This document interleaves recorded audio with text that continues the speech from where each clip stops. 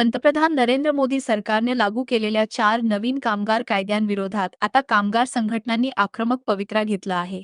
लातूर येथे आयोजित एका भव्य कामगार मेळाव्यात या कायद्यांचा काळे कायदे म्हणून उल्लेख करत संघटनांनी आंदोलनाचे रणशिंग फुंकले आहे.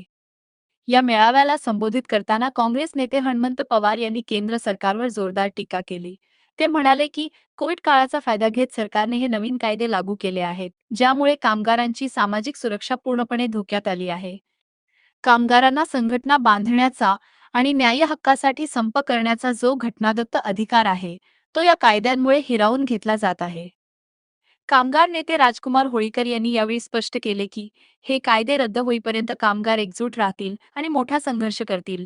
या आंदोलनाला राजकीय पाठबळही मिळत असून अमित भैया देशमुख आणि हर्षवर्धन सपकाळ यांच्या मार्गदर्शनाखाली तयार केलेले ठराव राज्य व केंद्र सरकारपर्यंत पोहोचवले जाणार आहेत. एकमत डिजिटल करिता नितीन बनसोडे, लातूर. खरी परिस्थिती पाहता कामगारांचे जे संकट आहे ते दिवसेंदिवस सोडवताना दिसते या राज्यामध्ये, भारतामध्ये. काय सांगा, कसं भाषण? नरेंद्र मोदी सरकारने कोविडच्या काळामध्ये 4 काळे कामगार कायदे आणले. त्या कामगार कायद्याच्या माध्यमातून कामगारांची सामाजिक सुरक्षा हिरावून घेतली गेली. कामगारांना संघटना बांधण्याचा अधिकार हिरावून घेतला गेला. कामगारांच्या एकत्रित येण्यावर, संप करण्यावर बंदी घालण्याचं जणू काही हे काळे कायदे परमिशन देतात.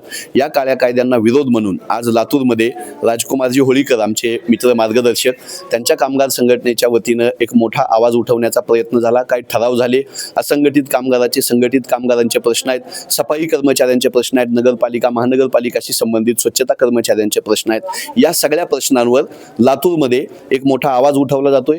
काँग्रेस पक्ष म्हणून आम्ही या कामगार संघटनांनी जे 5 ठराव केले ते 5 ठराव सभागृहामध्ये मांडण्यासाठी आम्ही बांधील आहोत. आमचे प्रदेश अध्यक्ष, आमचे नेते आदरणीय अमित भैया देशमुख साहेब, हर्षवर्धनजी सपकाळ साहेब यांच्यापर्यंत आम्ही हे इथले ठराव या परिषदेत झालेले पोहोचवणार आहोत.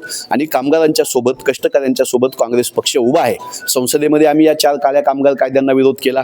राज्यसभेत, लोकसभेत विरोध केला. महाराष्ट्रामध्ये हे काळे कायदे लागू करण्यासाठी फडणवीस सरकारने कंबर कसलेली आहे. पण या सगळ्या कष्टकऱ्यांसोबत काँग्रेस पक्ष उभा आहे, हे सांगताना मला अभिमान वाटतो.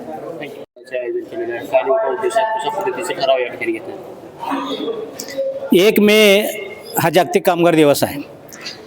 या दिवसाच्या निमित्तानं लातूर येथे अखिल महाराष्ट्र जनरल कामगार संघटनेच्या वतीनं आज विविध उद्योगातील, विविध क्षेत्रातील कामगारांचा या ठिकाणी मेळावा आयोजित केलेला आहे.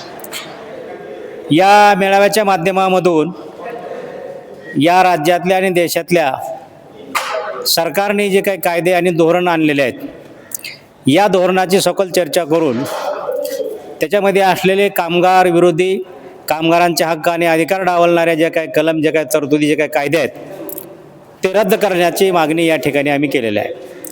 एकूणच कामगार क्षेत्रावर आज जे काही सत्ताधाऱ्यांचं आणि उद्योगधारजीनं लोकांचं जे काही वर्चस्व निर्माण झालेलं आहे, कामगारांच्या हक्काने अधिकार डावलून कामगारांना एक गुलाम बनवण्याचं षडयंत्र या देशामध्ये गेल्या 2014 पासून सुरू आहे. मोदी सरकारने 2019 आणि 20मध्ये 29 कामगार कायदे रद्द करून 4 नवीन कामगार कायदे केलेले आहेत. आणि हे कामगार कायदे आलेले जे आहेत ना, नवीन 4, हे लोकशाही विरोधी, संविधान विरोधी आणि आंतरराष्ट्रीय श्रम संघटनेने जे काही नियमावली, जे काही तरतुदी केल्या आहेत त्या नियमावलीचं उल्लंघन करणाऱ्या असल्यानं हे 4ही कायदे रद्द करावेत, अशा पद्धतीची मागणीचा ठराव या ठिकाणी केलेला आहे. दुसऱ्या बाजूला भारतीय कामगार परिषद घेण्याची परंपरा, ज्याच्यामध्ये मालक, रोजगारदाते, उद्योगदाते आणि सरकारचे प्रतिनिधी असं 13 जी परिषद होत होती ते 2015 पासून मोदी सरकारने बंद केलेले आहे. आणि म्हणून भारतीय कामगार परिषद दर 2 वर्षांनी घ्यावी, अशा पद्धतीचा ठराव, अशा पद्धतीची मागणी या ठिकाणी आम्ही केलेली आहे. महाराष्ट्र इमारत व इतर बांधकाम कामगार कल्याणकारी मंडळ, जे इमारत व इतर बांधकाम कामगार कायदा आहे, या कायद्यानुसार जे काही मिळणाऱ्या तरतुदी होत्या त्याच्यामध्ये स्कॉलरशिपचा, शिष्यवृत्तीचा जो विषय आहे ते राज्य सरकारने, या मंडळाने निर्णय घेऊन कामगाराच्या 2 पाल्याला जी शिष्यवृत्ती मिळत होती शैक्षणिक सहाय्य म्हणून, ते बंद केलेलं आहे. आणि ते बंद करण्याचं कारण त्याने दिलेलं आहे की तुम्हाला जर दुसऱ्या समाज कल्याणच्या असेल, शाहू महाराजाच्या नावानं असेल, अल्पसंख्याच्या असेल, अशा पद्धतीच्या ज्या काही शिष्यवृत्त्या मिळतात, जर तुम्हाला दुसरी शिष्यवृत्ती मिळत असेल तर बांधकाम कामगार कल्याणकारी मंडळाची शिष्यवृत्ती मिळणार नाही, अशा पद्धतीची अट घालून कायद्यामध्ये असलेली तरतूद मोडीत काढण्याचं काम हे राज्य सरकार करत आहे. याचा जाहीर निषेध करून ती काढलेली अट रद्द करावी अशा पद्धतीची मागणी या ठिकाणी केलेला आहे. एकूणच कामगारांना जागृत करणे, संघटित करणे आणि कामगारांच्या हक्कासाठी, अधिकारासाठी रस्त्यावरची आणि न्याय लढण्याचं काम या संघटनेच्या माध्यमातून, मेळाव्याच्या माध्यमातून आम्ही करणार आहोत.